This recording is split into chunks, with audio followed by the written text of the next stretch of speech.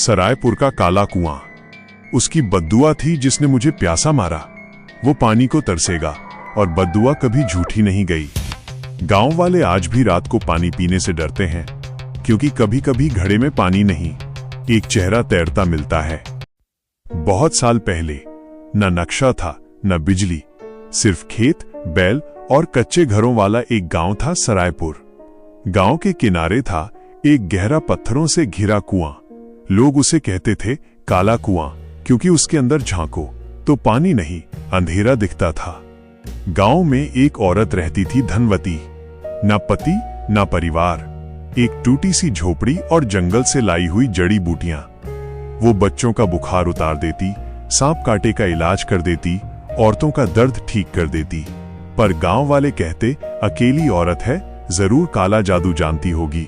उसकी आंखें गहरी थीं, चेहरा शांत, पर किस्मत बहुत क्रूर। एक दिन गांव के मुखिया का इकलौता बेटा अचानक बीमार पड़ गया।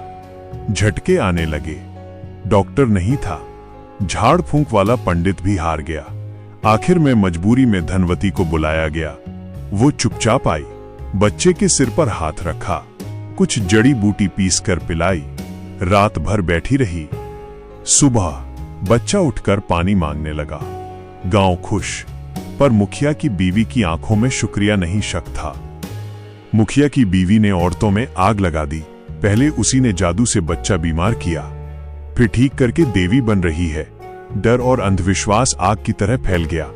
अगले ही दिन लोगों ने धनवती की झोपड़ी तोड़ दी, उसकी जड़ी बूटियां जला दी, उसे बाल पकड़कर घसीटा गया। वो चिल्लाती रही, मैंने किसी का बुरा नहीं किया, भगवान के लिए मत मारो, पर भीड़ इंसान नहीं रहती। अमावस की रात थी, आसमान में चांद नहीं। उसे गांव से बाहर घसीटते हुए उसी कुएं तक लाया गया। उसके कपड़े फट चुके थे, चेहरा खून से सना, सांस टूट रही थी। उसने आखिरी बार पानी मांगा, एक घूंट पानी, पर किसी ने नहीं दिया।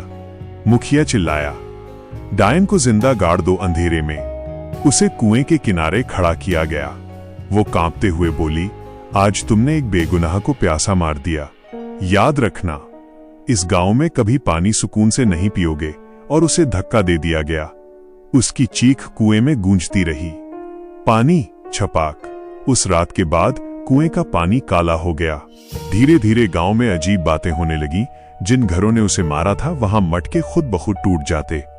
रात को पानी भरने जाओ तो कुएं से सिसकने की आवाज आती। एक दिन की बात है, मुखिया की बीवी रात को पानी पीने उठी, घड़े में हाथ डाला। पानी बर्फ जैसा ठंडा था। उसने लोटा उठाया, पर पानी में उसका चेहरा नहीं, धनवती का चेहरा दिख रहा था। भीगा हुआ, आंखें खुली, होंठ हिल रहे थे। पानी वो चीख पड़ी। अगली सुबह वो बोल नहीं पा रही थी, बस होंठ सूखे रहते और बार बार जीभ से होंठ गीले करती। एक हफ्ते में वो पागल हो गई। मरते वक्त उसने आखिरी शब्द कहा, कुएं में कोई सांस ले रहा है। रात में कई लोगों ने देखा, कुएं के अंदर पानी हिलता रहता है, जैसे कोई नीचे चलता हो। कभी कभी रस्सी खुद ब खुद कुएं में गिर जाती है, बाल्टी खुद ऊपर आती है, और उसमें पानी नहीं, गीले बाल, टूटी चूड़ियां और कभी उंगलियों के निशान मिलते। गांव की औरतों ने बताया, रात को सोते समय कभी कभी लगता है कोई बिस्तर के नीचे बैठा है। धीरे से फुसफुसाहट आती, थोड़ा सा पानी, और अगर कोई डर के मारे आंख खोल दे तो बिस्तर के नीचे से दो भीगी आंखें चमकती दिखती हैं। समय बीता, नई पीढ़ी आई। एक लड़का था, भोला, निडर, जिद्दी। दोस्तों ने कहा, अगर मर्द है तो आज रात काले कुएं से पानी भर ला। अमावस की रात, हवा ठंडी, कुत्ते रो रहे थे।